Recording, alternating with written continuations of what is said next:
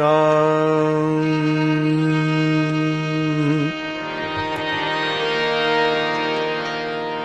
राम राम।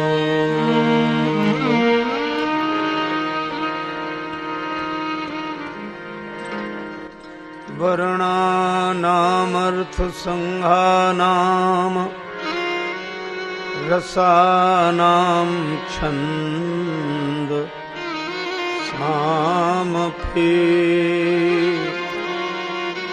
मंगलानां च कर्तारौ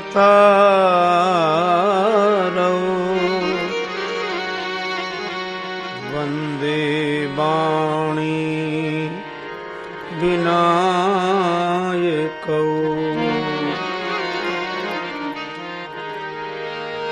वन्दे विदेहतनया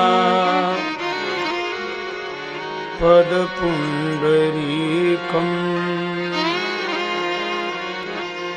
कैशोरसौरभसमाहितयोगिचित्तम् हन्तुं त्रतापमनिशम् मुनिहंससेव्यम्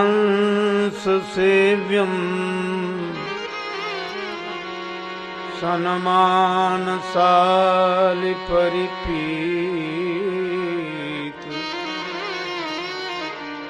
परागपुण्यम्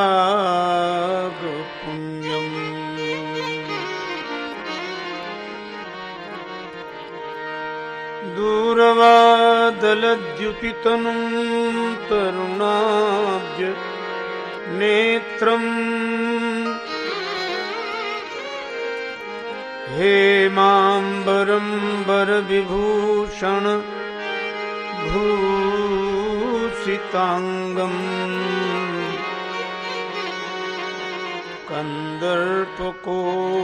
कन्दर्पकोटिकमनीय किशोरमूर्तिम्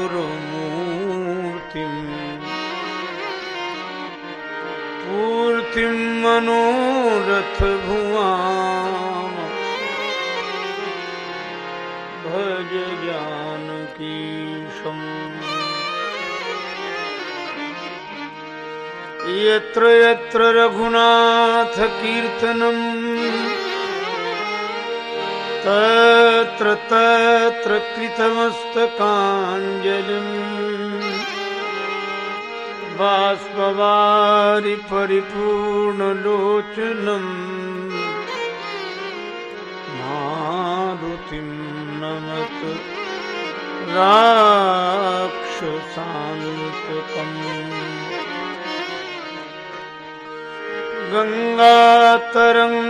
गंगातरंगरमणीय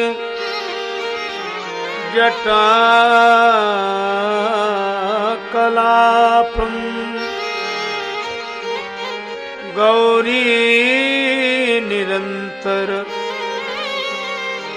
विभूषित वामभागम् नारायण प्रियमनंग मदापहारम् वाराणसीपुरपतिं भज विश्वनाथम्।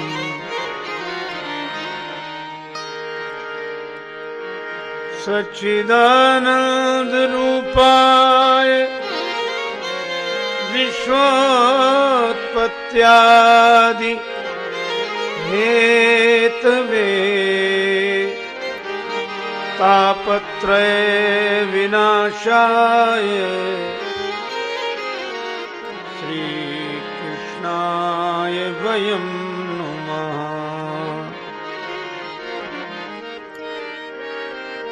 श्रियामांडवी उर्मिला श्रुतिकीरति बरबाम चारि सुवन चार्यु रतन तुलसी करत प्रणाम। श्री गुरु चरण सरोज रज निज मन मुकुर सुधारि वरणो रघुवर विमल यश जो दायक फल चार तुलसीदास जी के पद कमल बारंबार मनाए गुण गावूं सिया राम के हनुमत हो सहाय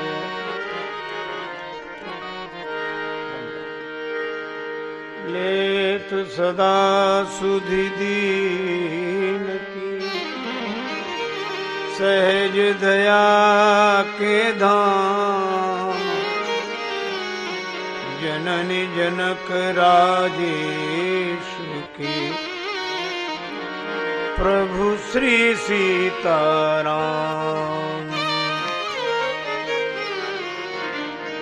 श्री सीताराम जी महाराज की जय। श्री हनुमान जी महाराज की जय। श्री गौरी शंकर भगवान की जय। श्री राधा कृष्ण भगवान की जय जय। श्री तुलसीदास जी महाराज की जय जय। श्री गुरुदेव भगवान की जय। सब संतन की जय। सब भक्तन की जय।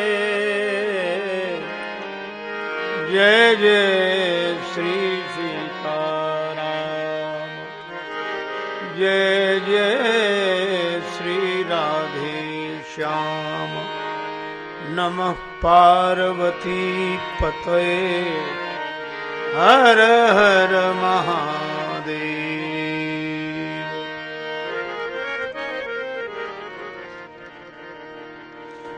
भगवान के अनुग्रह विग्रह पूज्य चरण श्रद्धेय संतजन वंदनीय विद्वज्जन भगवत चरण कमलानुरागी बंधुओं श्रद्धामयी माताओं, श्रीधाम वृंदावन के इस भव्य भाव भरे दिव्य वातावरण में इस आश्रम के उस आध्यात्मिक वातावरण गधा श्री हनुमान जी महाराज की अकारण करुणा के कारण प्राप्त करें, उसके पूर्व बड़े प्रेम से श्री भगवान नाम संकीर्तन मिलजुल कर मस्ती के साथ बोलें।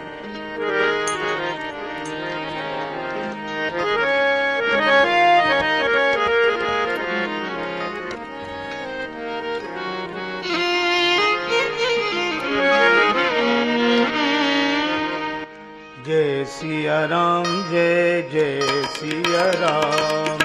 जय सिया राम जय जय सिया राम।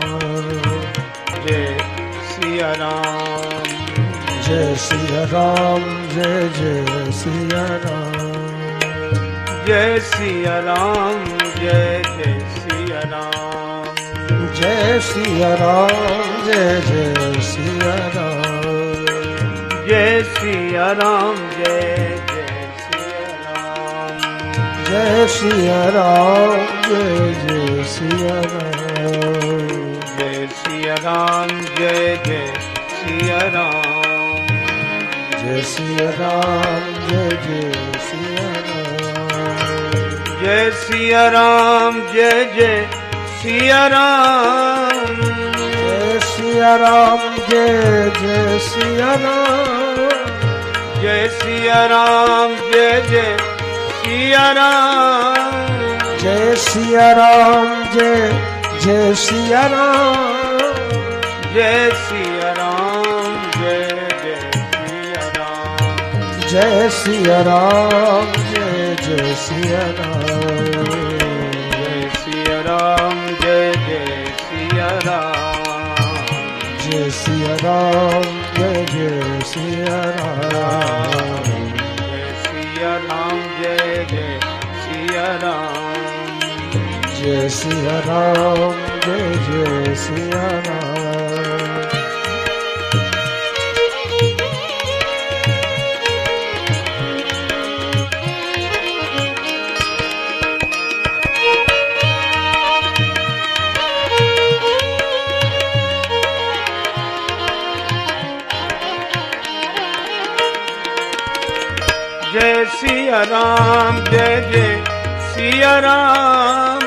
जय सिया राम जय जय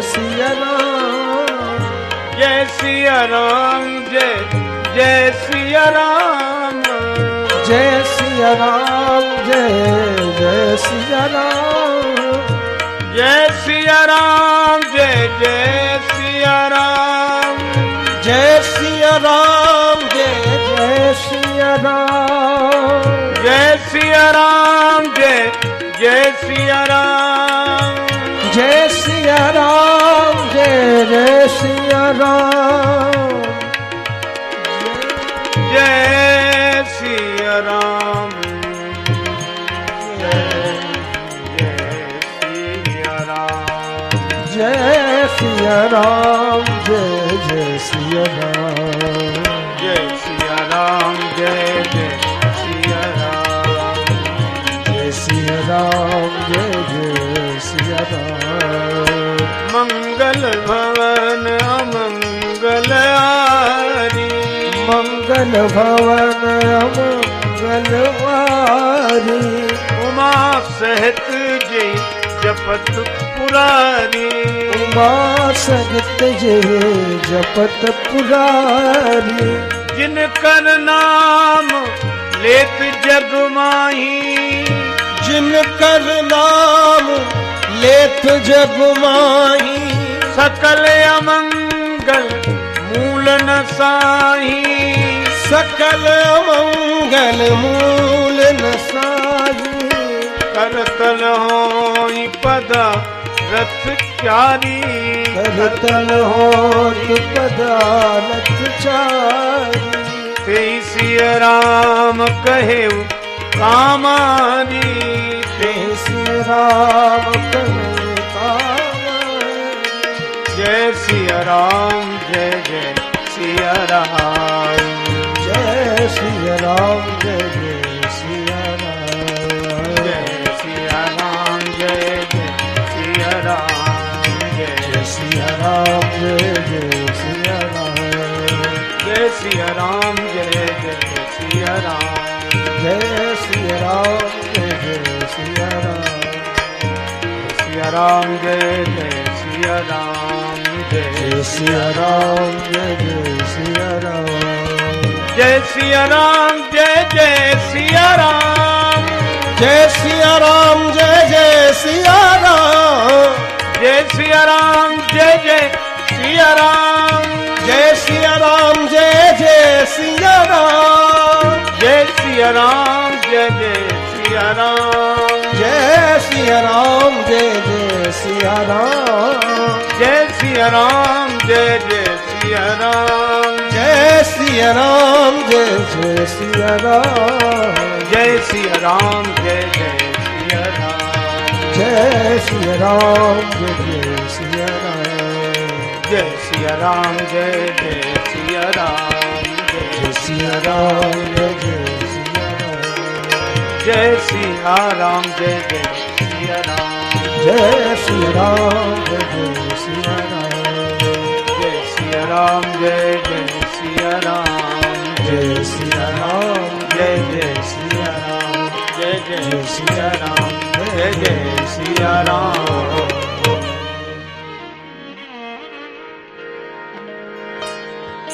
श्री सीताराम जी महाराज की। श्री हनुमान जी महाराज की। श्री तुलसीदास जी महाराज की। जय हो।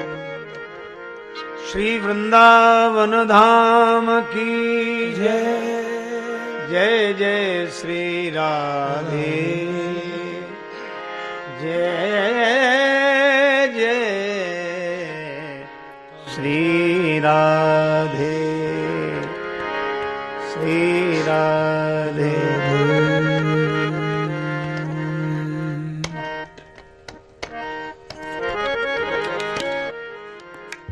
लीला सगुन जो कहूँ बखानी लीला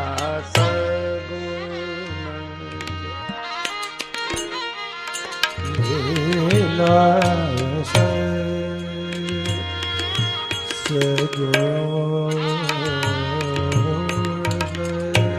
सगुन सगुन लीला सगुन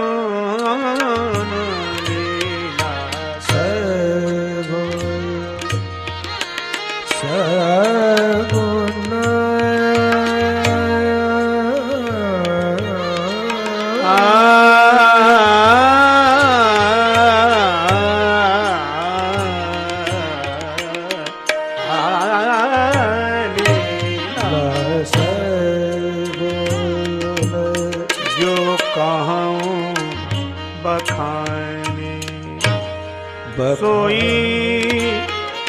स्वच्छता करई मल हानि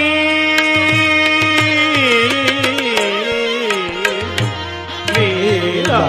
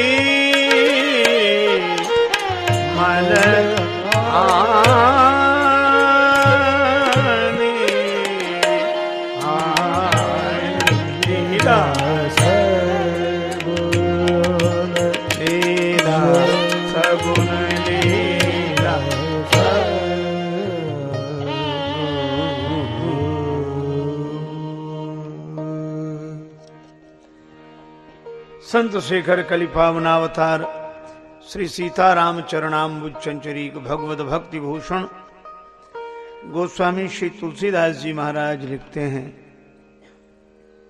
भगवान श्री राघवेंद्र की सगुण लीला श्री रामचरितमानस सरोवर के जल की स्वच्छता है और इस जल में जो साधक मनः शरीर से अवगाहन करेगा उसे अवश्य जीवन की पवित्रता प्राप्त होगी। इसी आधार पर इस बार मानस के कुछ प्रसंगों की चर्चा, मानस के ही द्वितीय सोपान अयोध्या कांड के आधार पर हम लोगों ने भगवत कृपा से श्रवण की। प्रसंग यह है, श्री भरत गुरुदेव से कहते हैं, गुरुदेव मुझे यह पद नहीं चाहिए। पद तो चाहिए पर यह पद नहीं चाहिए। देखे बिनु रघुनाथ पद जिय के जरनी न जाए।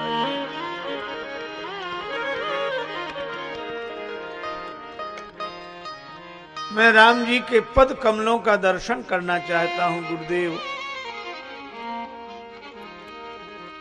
राज्य पद नहीं चाहिए, राम जी के पद कमल चाहिए। गुरुदेव बड़े प्रसन्न हुए पर तनिक परीक्षा लेने की दृष्टि से पूछने लगे कि अगर मैं तुम्हें जबरदस्ती बिठाऊं सिंहासन पर तो नहीं बैठोगे?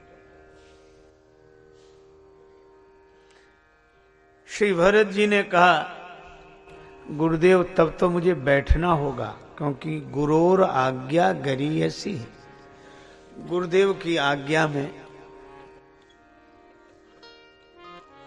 विचार करके अवहेलना करना अपराध है। बिना विचार के ही स्वीकार कर लेना चाहिए। तब तो बैठोगे ना सिंहासन पर? गुरुजी ने पूछा। भरत जी ने कहा कि आप जबरदस्ती बिठाएंगे तो बैठूंगा नहीं, मुझे बैठना पड़ेगा, किंतु परिणाम बुरा होगा। मोहि राज हठि देहु जबहि रसा रसातल जाई तबहि। गुरुदेव, अगर मुझे आप राज्य पद पर बिठा देंगे तो यह पृथ्वी रसातल को चली जाएगी। गुरुदेव ने कहा, भरत, इस पृथ्वी पर हिरण्याक्ष हिरण्यकश्यप का राज्य रहा, पृथ्वी रसातल को नहीं गई। रावण कुंभकर्ण का राज्य रहा, पृथ्वी रसातल को नहीं गई। और भरत, तुम्हारे जैसा महात्मा सिंहासन पर बैठ जाएगा तो पृथ्वी रसातल को चली जाएगी। यह तर्क मेरी समझ में तो नहीं आता। पर श्री भरत जी ने अद्भुत उत्तर दिया, गुरुदेव, हिरण्याक्ष हिरण्यकश्यप का अत्याचार पृथ्वी सहन कर सकती है, क्योंकि पृथ्वी माता जानती है कि राक्षस है। रावण कुंभकर्ण का भी अत्याचार पृथ्वी माता सहन कर लेंगी, क्योंकि वे जानती हैं कि राक्षस हैं। किंतु गुरुदेव, हिरण्याक्ष हिरण्यकश्यप, रावण और कुंभकर्ण का काम अगर राम का भाई करने लगे तो पृथ्वी भरोसा किस पर करेगी? वह तो रसातल को चली ही जाएगी। यह है श्री भरत। भरत जी कहते हैं कि हमें राज्य पद पर बिठा दोगे तो पृथ्वी रसातल को चली जाएगी। इस उदात्त चरित्र का श्रवण करके आज की परिस्थिति में कल्पना कीजिए। श्री भरत कहते हैं कि हमें राज्य पद पर बिठा दोगे तो पृथ्वी रसातल को चली जाएगी, और आज का आदमी कहता है कि अगर हमें पद पर नहीं बिठाओगे तो देश रसातल को चला जाएगा। हा? इसको रसातल में जाने से बचाना है तो हमें बिठाओ। और भरत जी कहते हैं, रसा रसातल जाई ही तबहि। अच्छा, एक बात कहूं, इस प्रसंग के संदर्भ में ही मुझे वह बात याद आई। जब श्री राम जी सुग्रीव जी से मिले तो सुग्रीव जी ने कहा कि महाराज, मुझ में और मेरे बड़े भाई बाली में बहुत प्रेम था। मैं का बेटा माया भी आया, आधी रात को उसने ललकारा, बाली कैसे सहन कर लेता।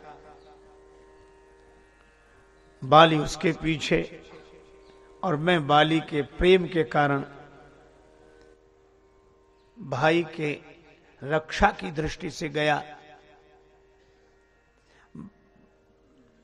बाली ने मुझसे कहा कि 15 दिन तक प्रतीक्षा करना, नहीं आऊं तो मरा समझना। मैं 1 महीने तक रहा। उसके बाद बड़ी प्रबल रक्त की धारा निकली। मैंने समझा कि मायावी ने बाली को मार दिया और मुझे आकर मारेगा, तो गुफा के द्वार पर शिला लगाकर लौट आया। और यहां मंत्रियों ने देखा कि सिंहासन खाली है, तो मुझे जबरदस्ती सिंहासन पर बिठा दिया। दीनेउ मोहि राज बरियाई शब्द पर ध्यान देना, जबरदस्ती बिठा दिया। श्री लक्ष्मण हंसने लगे। राम जी ने कहा इसमें हंसने की क्या बात है? लक्ष्मण जी ने कहा प्रभु सुग्रीव जी की बात पर हंसी आ रही है। यह कह रहे हैं कि मेरी तो इच्छा थी नहीं, पर लोगों ने जबरदस्ती बिठा दिया। दीने मोहि राज्य बरी आई, पद पर जबरदस्ती बिठा दिया। भगवान ने कहा तो ऐसी परिस्थिति रही होगी, इसमें हंसने की क्या बात है?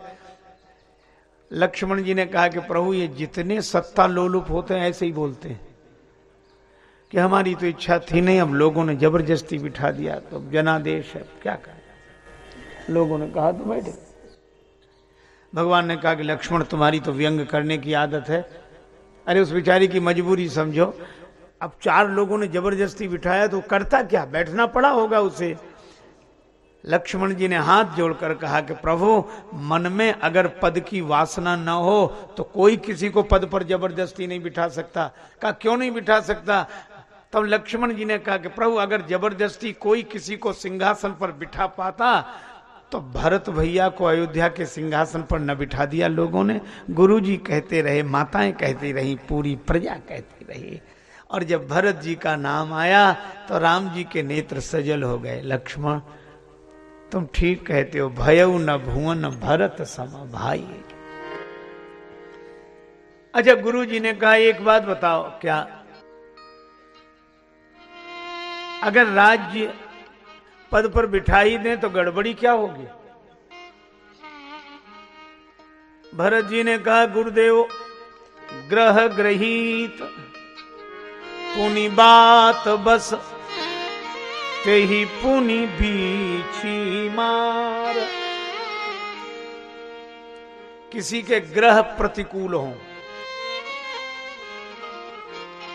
और फिर बात बस माने बौरा जाना, पगला जाना, और फिर उसको बीछी काट ले और फिर उसे मदिरा पिलाओ, फिर किसी वैद्य के पास ले जाओ कि अब इसका इलाज करो। ते ही पियाई बारूनी कहू कौन उपचार। अब कैसी अद्भुत बात कही। समय प्रतिकूल हो, ग्रह प्रतिकूल हो गए हों, और वो पगला भी गया हो, दिमाग से पागल हो, ग्रह प्रतिकूल हो, बिच्छू काट ले और मदिरा पिला दो, फिर किसी वैद्य को दिखाओ कि इलाज करो। क्या करेगा इलाज? किस किस चीज का इलाज करेगा? अब ये बात तो बड़ी अटपटी लगती है, क्या क्या उदाहरण दिए गए, पर ये सब घटनाएं अयोध्या में घटी हैं।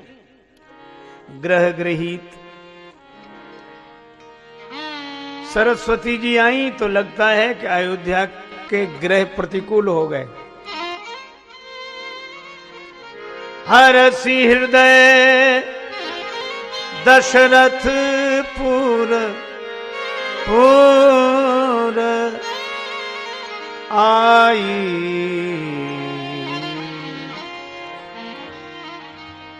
जनुग्रह दशा दुसह दुख दाई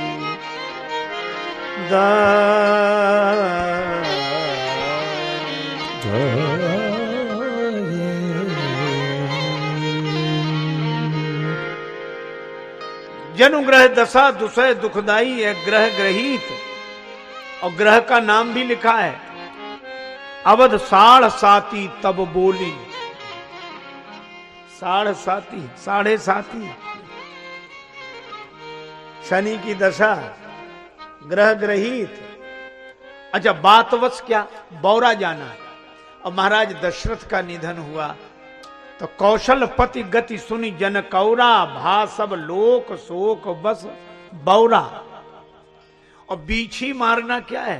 राम जी का वनगमन, नगर व्याप गई बात सुती थी, छुअत चढ़ी जनु सब तन बीछी। और ते ही पियाई बारुनी, क्या सबते कठिन राज मद भाई। पर यहां एक आपत्ति है,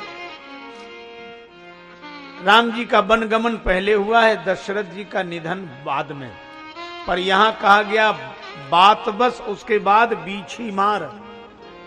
तो ये व्यतिक्रम क्यों है? का व्यतिक्रम नहीं है, भरत जी को इसी तरह से समाचार मिला है, उन्हें पिता के निधन का समाचार पहले मिला है, और राम जी के वनगमन का समाचार बाद में मिला है। अच्छा, लेकिन एक निवेदन और मैं इसमें कहूं,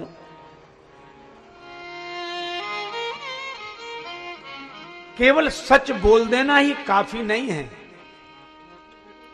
सच को बोलने का ढंग भी आना चाहिए। मेरे परिचय में है एक, वे बराबर कहते हैं हमें झूठ से बहुत नफरत है, सत्य बोलो सत्य बोलो, और हम तो सत्य कहते हैं। सत्य, ये बात सही है, वो बिल्कुल सत्य कहते हैं, पर सत्य ऐसे कहना चाहिए जैसे सत्य ना हो शस्त्र हो गया हो। देखो भाई, बोलने का ढंग कोई भरत जी से सीखे।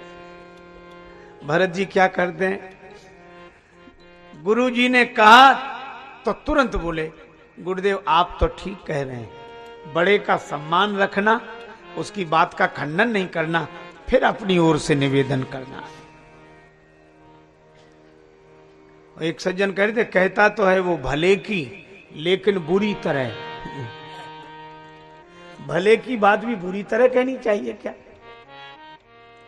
एक सज्जन कह रहे थे, सत्य तो कड़वा होता है, बुरा लगता ही है, सच तो कड़वा होता है। अरे हमने कहा सच कड़वा नहीं होता, हम अपनी कड़वाहट सच में मिला देते हैं, अभिमान की कड़वाहट सच में मिला देते हैं। नम्रता पूर्वक सही बात कहिए, प्रीति पूर्वक सही बात कहिए। भरत जी पहले अपने वचन को किसी चीज में डुबोते हैं तब बोलते हैं। अच्छा, रोटी तो वही है, रूखी दे दो तो स्वाद नहीं आता, घी लगा के दे दो तो आदमी आराम से ग्रहण कर लेता है।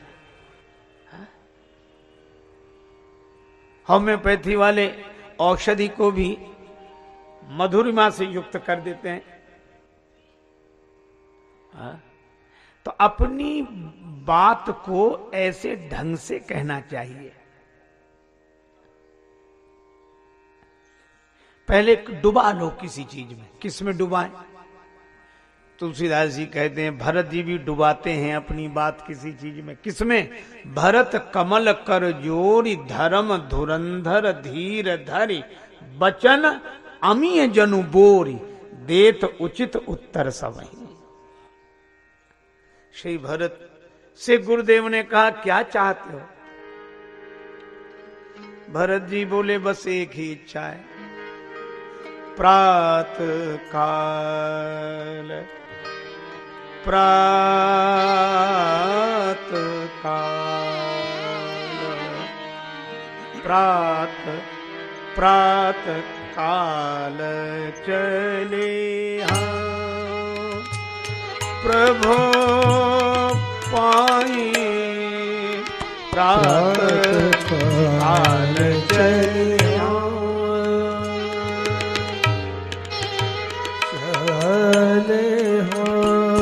प्रभु पाई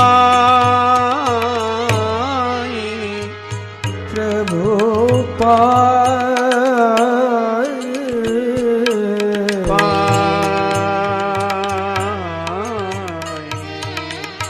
प्रात काल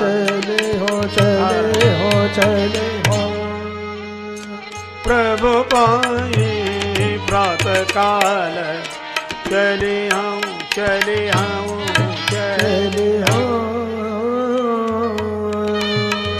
एक ही आँख यह मन माही प्रात काल चले हो प्रभु पाए प्रात काल चले हो चले हम प्रभु पाए प्रात काल चले हम काल चले हम काल चले हम। एक ही इच्छा है, सवेरे भगवान के दर्शन के लिए चलेंगे बस। अच्छा, अब एक अद्भुत बात है, भरत जी ने निर्णय किया सवेरे भगवान के दर्शन के लिए चलेंगे, तो भरत प्राण प्रिय भे सब ही के श्याम सुंदर अब तो हम आशिक तुम्हारे हो गए। श्याम सुंदर अब तो आशिक तुम्हारे हो गए।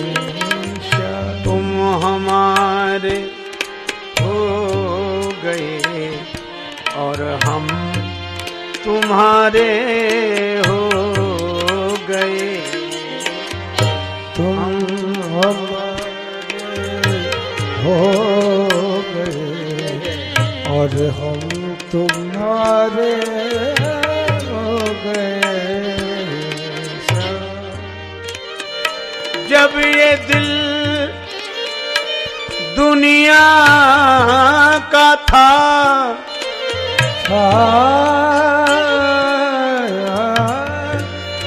जब ये दिल दुनिया का था, दुश्मन हजारों हो गए। दुश्मन हजारों हो गए।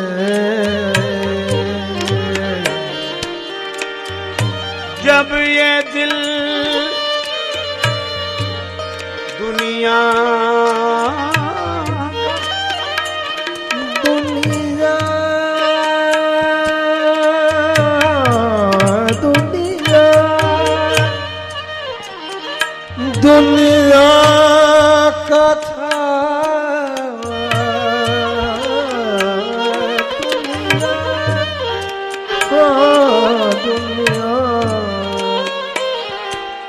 दुनिया का था।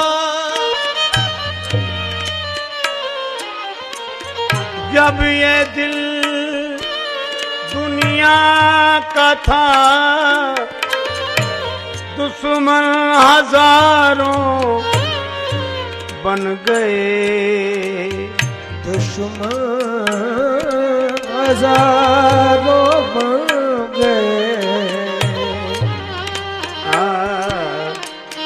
अब ये दिल तुमको दिया, हर दिल के प्यारे हो गए। अब ये दिल तुमको दिया, हर दिल के प्यारे हो गए। श्याम सुंदर अब ये दिल अब ये दिल। गुरुदेव भगवान की। श्री भरत जी ने निर्णय किया कि गुरुदेव अगर आप आज्ञा दें तो मेरी तो यही प्रार्थना है कि मैं भगवान के दर्शन के लिए सवेरे सवेरे प्रस्थान करूं वन के लिए। गुरुदेव भी प्रसन्न हो गए, सब प्रेम करने लगे। एक ही साधे सब सधे। जो भगवान को चाहते हैं उन्हें सब चाहते हैं। भगवान से मन लग जाए। अच्छा, और मन लगाने योग्य हैं ही भगवान। हमारे मन को पकड़कर भगवान ही रख सकते हैं, और नहीं तो हम किससे लगाएं मन। एक कवि ने तो कहा कि विडंबना यही है, मोहब्बत किससे की जाए, कोई काबिल नहीं मिलता। किससे प्रेम करें, कोई प्रेम का अधिकारी नहीं मिलता। क्यों नहीं मिलता? का मोहब्बत किससे की जाए, कोई काबिल नहीं मिलता। और कोई दिल से नहीं मिलता, किसी से दिल नहीं मिलता। यह विडंबना है। इसलिए दुई की तन मन धन, तन धन सारा संसार चाहता है। दुई की सब चाह विनीत करें, को गाहक ना इकले मन को। यही ते चतुरा नर चेत चलो, मन देत चलो मन मोहन को। श्री भरत जी ने कहा, गुरुदेव मैं राम जी के दर्शन के लिए जाऊंगा। सभी ने कहा कि यह तो बड़ा अच्छा प्रस्ताव, बड़ा अच्छा प्रस्ताव, पर कठिनाई दूसरी थी। अब घर में कोई रहने के लिए तैयार नहीं। सभी कहेंगे, कहते हम भी चलेंगे राम जी के दर्शन के लिए, हम भी चलेंगे, हम भी चलेंगे, हम भी चलेंगे। फिर राम जी से मिलने की सोचो। और युवक कहते थे घर में आग लगाओ। जरऊ सुसंपत्ति सदन सुख, सुहृद मातु पितु भाई। संपत्ति, सदन, सुख, सब में आग लगे जो भगवान के मार्ग में बाधा बने। हम सब छोड़ने के लिए तैयार, सब में आग लगाने के लिए तैयार। अच्छा, कई लोग कहते भी हैं कि ये बात ठीक है। स्वयं कबीरदास जी का दोहा है, कबीरा खड़ा बाजार में लिए लुकाठी हाथ, जो घर फूंके आपना चले हमारे साथ। बाढ़ में जाए घर, आग लगाओ। और वृद्ध कहते थे कि नहीं नहीं, घर का इंतजाम पहले। और युवक कहते थे घर छोड़ो, भगवान के पास चलो, और ये घर में आग और लगाओ ताकि लौटने का भी झंझट न रहे भगवान के पास। अब मतभेद हुआ तो समाधान के लिए भरत जी के पास आए। वृद्ध और युवकों में मतभेद प्रायः हो जाता है। हालांकि इनका मत अगर परस्पर मिल जाए तो कल्याण हो जाए। एक गांव में लगी आग, सभी गए भाग। दो जलने के लिए मजबूर थे, एक अंधा एक लंगड़ा। लंगड़े को आग दिखती थी पर वो भाग नहीं सकता था, और अंधा भाग सकता था तो उसे आग दिखती नहीं थी, वो उधर ही भागता था जिधर आग लगी हुई थी। तो लंगड़े ने आवाज लगाई, अंधे से कहा कि अपने कंधे पर बिठा लो, आंख हमारी पांव तुम्हारे, दोनों आग से बच जाएंगे। और अंधे ने लंगड़े का कहना मान लिया। अंधे ने लंगड़े को कंधे पर बिठाया, दोनों आग से बच गए। यह कहानी है, पर वर्तमान संदर्भ में बड़ा उपयोगी संदेश देने वाली यह कहानी है। आज भी चारों तरफ अशांति की, ईर्ष्या की, कलह की आग लगी हुई है, और इस आग में सब समाज जल रहा है। पर दो जलने के लिए विशेष रूप से मजबूर हैं, उनके कारण समाज जल रहा है। दो कौन? एक अंधा और एक लंगड़ा। अंधा कौन और लंगड़ा कौन? अंधी जवानी और लंगड़ा बुढ़ापा। बूढ़े के पास अनुभव की आंखें तो हैं, होश की आंखें तो हैं, पर उत्साह या जोश के चरण नहीं हैं। और आज की जवानी के पास उत्साह के चरण तो हैं, पर अनुभव की आंखें नहीं हैं। इसलिए बड़ी तेजी से आज की जवानी भाग रही है, पर उधर ही भाग रही जिधर आग लगी है। अच्छा, वृद्ध देख पा रहा है पर बेचारा उसकी चलती नहीं है, बूढ़े की चलती नहीं है, क्या करे? तो बचे कैसे? अगर आज की अंधी जवानी लंगड़े बुढ़ापे को कंधे पर बिठा ले, अनुभव की आंखें वृद्ध की हों, उत्साह के चरण अगर युवक के हों, तो आज भी समाज इस अशांति की आग से बच सकता है। पर अयोध्या में, भगवान के घर तक में यह कलह वृद्धों का और युवकों का। वृद्ध कहते घर देखो, युवक कहते थे घर भाड़ में जाए, हम तो राम जी से मिलने जाएंगे। भरत जी के पास आए, भरत जी ने दोनों की बात सुनी तो एक ही बात कही, घर की व्यवस्था पहले होगी, राम जी से मिलने बाद में चलेंगे। घर पहले देखो, भगवान को बाद में। अब यह बड़ी अटपटी बात है, और यह भरत जी कह रहे हैं। तो युवकों ने कहा कि हमें आश्चर्य, हम तो आपके कारण प्रभावित हुए थे कि आपके साथ भगवान के दर्शन के लिए चलेंगे, आप भगवान के लिए इतनी महत्वपूर्ण बातें कर रहे थे, पर अब आप ही कह रहे हो कि घर पहले देखो, भगवान से मिलने बाद में चलो। भरत जी, क्या आप राम जी के लिए इतना भी नहीं छोड़ सकते, त्याग नहीं कर सकते? भरत जी बोले त्याग कर सकता हूं, लेकिन क्या का व्यक्ति अपनी ही संपत्ति का तो त्याग करेगा? मैं घर छोड़ दूं, मैं नगर छोड़ दूं, लेकिन अयोध्या अपनी हो तब तो छोड़ दूं। संपत्ति सब रघुपति के आई, जो बिनु जतन चलो प्रजिताई। जो बिनु जतन जो बिनु जतन चलो अधिकार। अच्छा, त्यागे जरूर, जरूर त्यागें घर। भरत जी ने कहा जरूर छोड़ें, लेकिन पहले यह पता लगा लें कि अपना है। कहा क्या मतलब? कहा कि हम उसका त्याग कर रहे हैं जो अपना है ही नहीं।